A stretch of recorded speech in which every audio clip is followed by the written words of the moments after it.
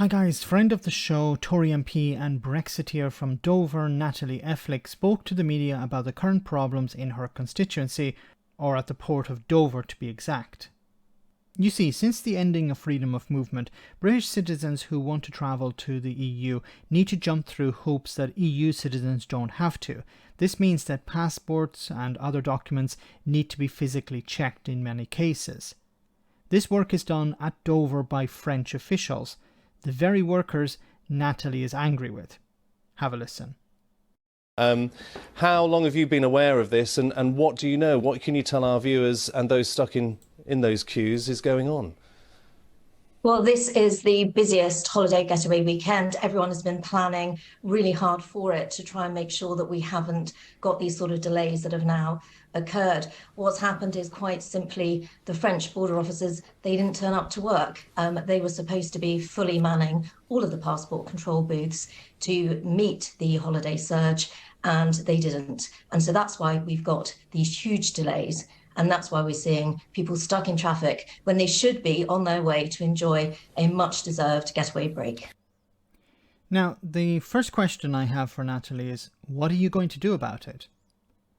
Well, there's not much you can do about it because these are French officials. So if the French government doesn't send these officials, there's nothing you can do. These checks have to be carried out. Now, it doesn't seem to be as clear-cut as Natalie is pointing out here, saying that these French officials didn't arrive, they didn't do their job, and this meant there were delays during a surge in traffic, in movement across the border.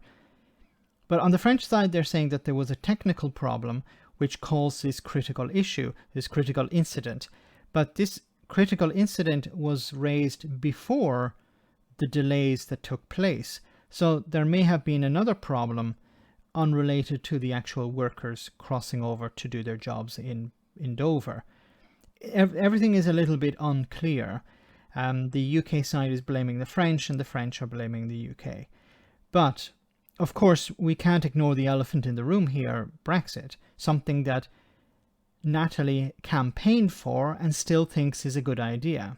She still thinks it's a good idea that people have to complete this paperwork before they cross the border. She didn't mention it here, of course, but it's a consequence of ending a freedom of movement. Before, it was just necessary to get on a bloody ferry. You didn't actually have to go through these passport checks, or you didn't have to go through them to the extent that they are now.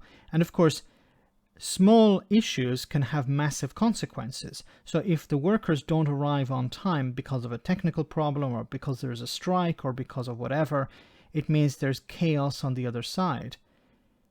There's nothing you can do about it because, as we know already, because you've left the European Union, there's no real pressure you can apply to the French government. If the UK was still a member and it was necessary for some reason to carry out these checks, they could put pressure on the French government through the European Commission or the European Parliament. But that's gone now.